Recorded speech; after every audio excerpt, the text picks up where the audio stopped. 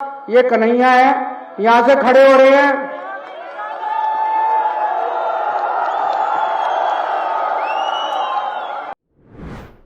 नमस्कार, मैं हूं माही सिंह और आप देख रहे हैं नेक्स्ट 9 न्यूज। आज बात करने वाले हैं दिल्ली की राजनीति की, जिसको लेकर कहीं ना कहीं घमासान मचा हुआ है। आपको बता दें 25 मई को दिल्ली में अब चुनाव होने वाले हैं। ऐसे में छठे चरण में ये चुनाव किस ओर जाता हुआ दिखाई देगा, या दिल्ली की जनता किसे वोट करते हुए दिखाई देगी, ये बड़ा सवाल खड़ा होता है। और आज इन्हीं सभी सवालों पर चर्चा करेंगे और जानेंगे कि क्या वाकई में दिल्ली का जो रुख है वो किसकी तरफ जाता हुआ दिखाई दे रहा है। पहले आपको बता दें, अरविंद केजरीवाल लगातार अपनी पार्टी को जिस तरीके से वो मजबूती देने की कोशिश कर रहे हैं, जेल से बाहर आए हैं, फिर भी एक नए और जोश और जज्बे के साथ मैदान में उतरे हैं। ऐसे में राघव चड्ढा की वापसी हो गई है और संजय सिंह पहले से ही मजबूती के साथ कहीं ना कहीं अरविंद केजरीवाल के साथ खड़े होते हुए नजर आए थे।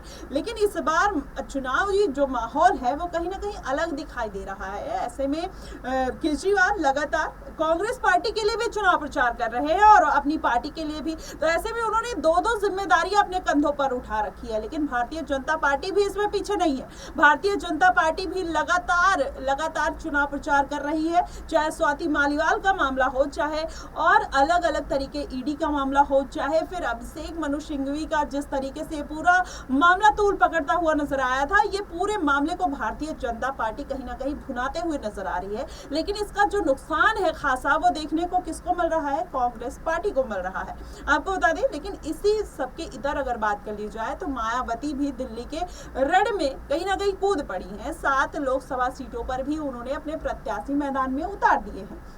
अब ऐसे में देखना यही होगा कि 7 प्रत्याशी मायावती ने जो उतारे हैं, क्या अब्दुल बासित, अब्दुल कलाम, राजन पाल और तमाम और भी अन्य दलित चेहरे मायावती ने अपनी पार्टी में उतार दिए हैं। 3 मुस्लिम कैंडिडेट है, बाकी 4 जो है वो दलित चेहरे हैं। ऐसे में मायावती अभी तक कोई चुनाव प्रचार करने नहीं आई दिल्ली में, तो क्या अब 2 दिन का वक्त बचा है, मायावती दिल्ली में दिखाई दे सकती हैं या फिर नहीं? या फिर लगातार वो जौनपुर में रैलियां कर रही हैं, बहराइच में रैलियां कर रही हैं, कन्नौज में रैलियां कर रही हैं, लेकिन मायावती दिल्ली का रुख क्यों नहीं कर रही हैं? क्या दिल्ली में उनको वोटों का लालच नहीं है? वो नहीं चाहती कि इस बार दिल्ली में उनकी सरकार आए, बस उन्होंने नाम मात्र के लिए दिल्ली में अपने प्रत्याशियों को उतार दिया है।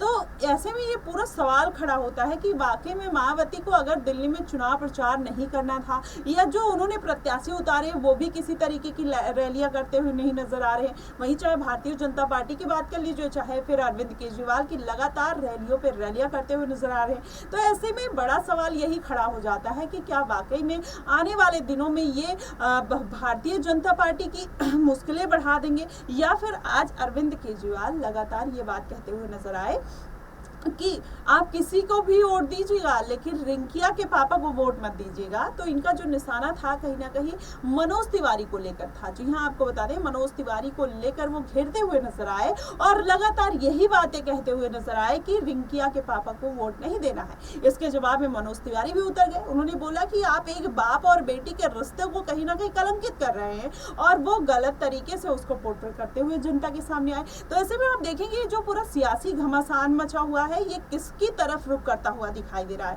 लेकिन अरविंद केजरीवाल बातों में माहिर है, जिस तरीके से अपनी बातों को लेकर जनता को वो पूरा लुभाने की कोशिश करते हैं। ऐसे में माना यही जा रहा है कि अरविंद केजरीवाल इस बार फिर से दिल्ली की सीटों पर काबिज हो सकते हैं। और जिस तरीके से जनता का जनाधार है और जो उनका स्लोगन है कि जेल का जवाब वोट से, और लगातार वो अपने आप को बेगुनाह बता रहे हैं मोदी के ऊपर और मोदी और शाह के ऊपर सारी जो एक तरीके से उनके साथ घटना हुई है उसकी पूरी जिम्मेवारी वो कहीं ना कहीं भारतीय जनता पार्टी के मत्थे फोड़ते हुए नजर आ रहे हैं। ऐसे में यही बात निकल कर आ रही है कि दिल्ली में इस बार का जो चुनाव है वो काफी इंटरेस्टिंग होने वाला है। वहीं मनोज तिवारी भी बीच में फंसते हुए नजर आ रहे हैं।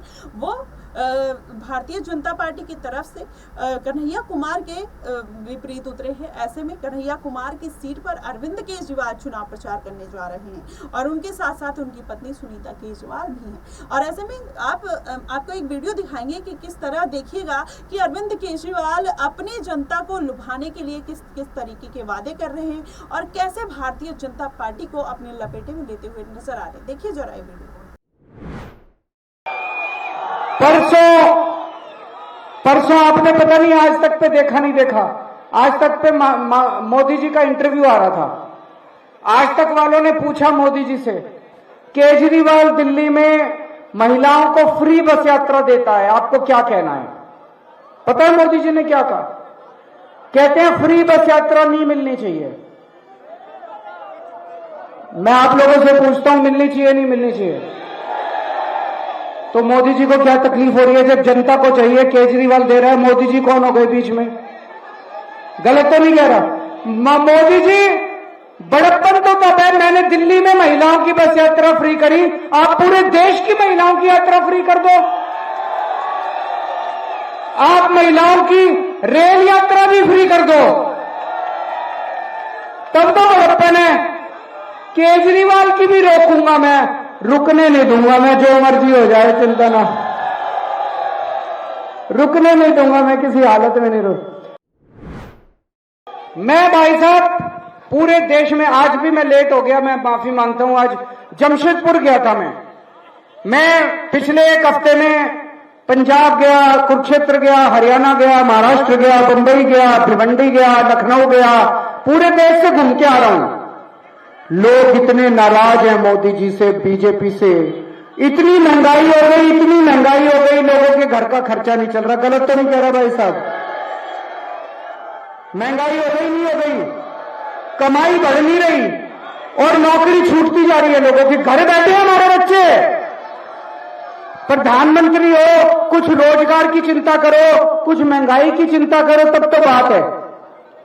पूरे देश ने मन बना लिया कि 4 जून को बीजेपी की सरकार नहीं आ रही, मोदी जी की सरकार नहीं आ रही है। अच्छे दिन आने वाले हैं,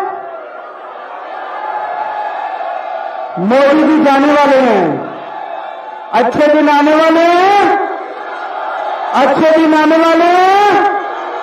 25 मई 25 मई 25 मई जेल का जवाब, जेल का जवाब। 4 तारीख को इंडिया गठबंधन की सरकार बनेगी। तो देखा आपने किस तरीके से अरविंद केजरीवाल अपने आप को विक्टिम की तरह एक पोर्ट्रे करते हुए नजर आ रहे हैं। वहीं पर अगर आप देखेंगे मनीष सिसोदिया के लिए भी वो आवाज उठाते हैं। वो कहते हैं कि मनीष सिसोदिया इतना अच्छा काम करने के बावजूद भी उनको जेल में डाल दिया गया है। ईडी सीबीआई कहीं ना कहीं इनके लिए एजेंट के रूप में काम करती है। तो अरविंद केजरीवाल और भारतीय जनता पार्टी और बहुजन समाज पार्टी और इंडिया गठबंधन या कांग्रेस पार्टी जिस तरीके से पूरा चुनावी मैदान में है, 25 मई को चुनाव होने वाले हैं। ऐसे में देखना यही होगा कि कौन अपना चुनावी ताल ठोकता है और किसकी पार्टी जीत दर्ज करते हुए नजर आएगी। बार का अगर आप दिल्ली का पूरा समीकरण देखेंगे तो कहीं ना कहीं ये जो जनता का जनाधार है वो अरविंद केजरीवाल की तरफ जाता हुआ दिखाई दे रहा है। ऐसे में माना यही जा रहा है कि अरविंद केजरीवाल फिर से दिल्ली में क्लीन स्वीप करते हुए नजर आएंगे और भारतीय जनता पार्टी एक बार फिर से दिल्ली की सत्ता से दूर हो सकती है। वैसे में क्या वाकई में भारतीय जनता पार्टी को बड़ा झटका लग सकता है या कांग्रेस पार्टी इस बार कन्हैया कुमार और उदित राज और एक सीट पर जिस तरीके से उन्होंने अपना चुनावी ताल ठोका है, क्या कांग्रेस पार्टी इस बार के चुनाव में 2-3 सीटों पर अपनी जीत दर्ज कर पाएगी या फिर एक सीटों में ही सिमट कर रह जाएगी? लेकिन वहीं अगर मायावती की बात कर ले इस तरह, तो मायावती ने अभी तक कोई भी प्रत्याशी चुनावी मैदान में उतार तो दिया है लेकिन कोई चुनाव प्रचार या रैली और जनसभा करने के लिए नहीं उतरे हैं। तो क्या ऐसे में जनता का जनाधार उन्हें मिलेगा या नहीं, ये 4 जून को पता ही चल जाएगा। फिलहाल आपकी इस पे क्या प्रतिक्रिया बनेगी कि दिल्ली का इस बार का जो सियासी समीकरण है वो किसकी ओर जाता हुआ दिखाई दे रहा है? आप हमें कमेंट बॉक्स में बताइएगा जरूर। फिलहाल के लिए बस इतना ही। देश और दुनिया की तमाम खबरों के लिए हमारे साथ बने रहिए नेक्स्ट 9 न्यूज पर।